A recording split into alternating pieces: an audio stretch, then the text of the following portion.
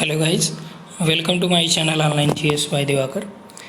इस वीडियो में हम लोग यूनिट नंबर 7 डेटा इंटरप्रिटेशन के बारे में बात करेंगे और इसमें किस तरह के आपके प्रश्न पूछे जाते हैं, आंकड़े क्या होते हैं, इनसे संबंधित प्रश्नों पे थोड़ा सा हम लोग विचार करेंगे कि कैसे प्रश्न पूछे जाते हैं और इन प्रश्नों को सॉल्व करने के लिए आपको क्या करना पड़ेगा।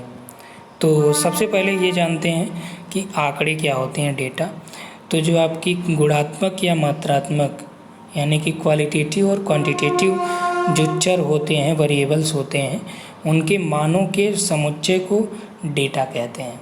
डेटा इन्फॉर्मेशन में कब बदलता है? जब उन आंकड़ों को हम लोग समझने योग्य बनाते हैं या कुछ निश्चित उसके मतलब होते हैं, उसकी जानकारी जो हमको हो जाती है तो वो हमारे लिए क्या हो जाता है, इन्फॉर्मेशन हो जाता है, वही डेटा।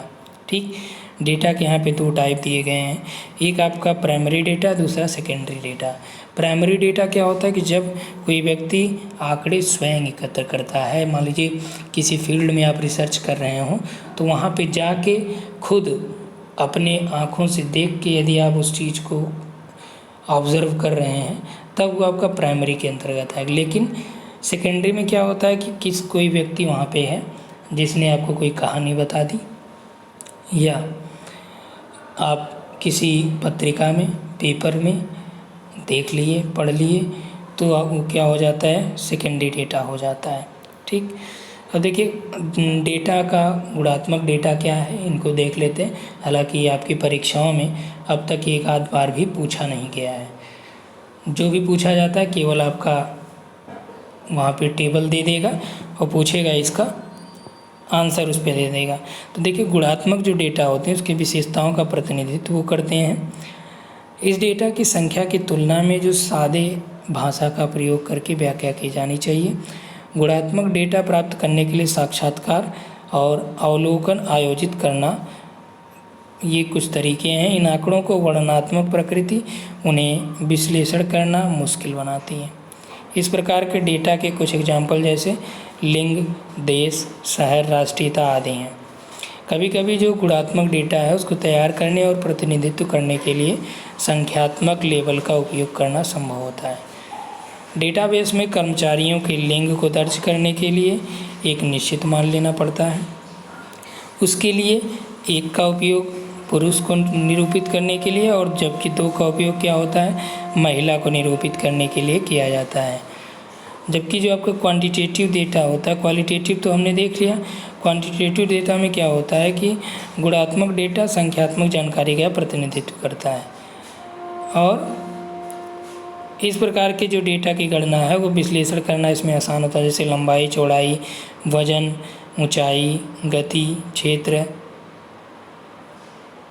ठीक, टेबल हो गया, ग्राफ हो गया, पाई चार्ट हो गया, ये सभी आपका मात्रात्मक डेटा को प्रदर्शित करते हैं।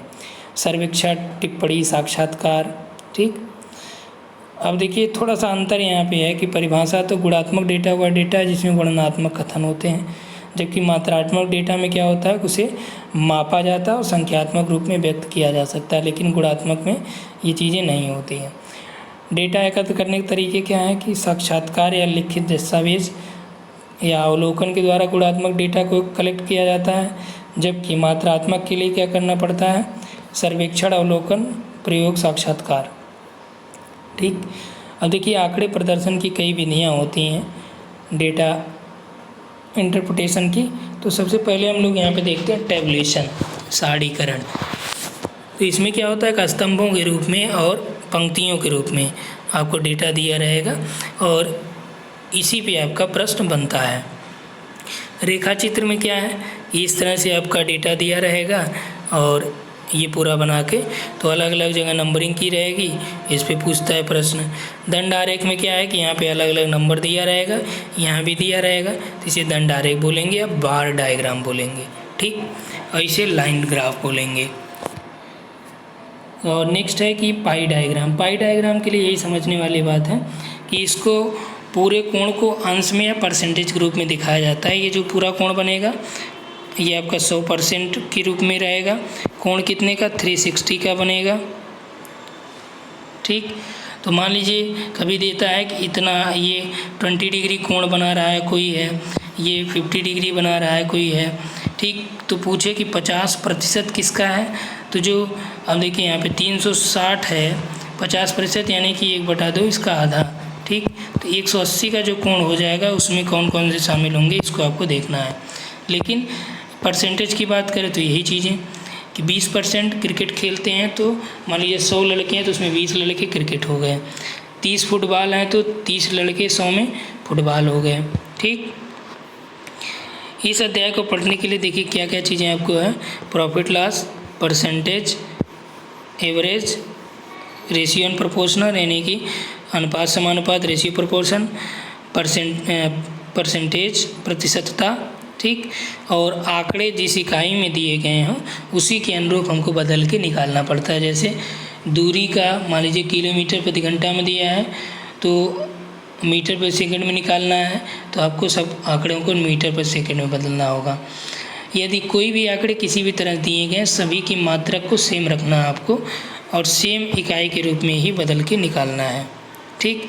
अब यहाँ पे देखिए जो आपके सिलेबस दिया गया था तो सिलेबस में यहाँ से कभी नहीं आया है, ये भी कभी नहीं पूछा है, जो पूछा गया सब यही पूछा गया है, ठीक। तो आगे हम इस पे कई प्रश्न आपको टेस्ट में दिए हैं, वहाँ से आप इसको देख लीजिए, ठीक। Thanks for watching.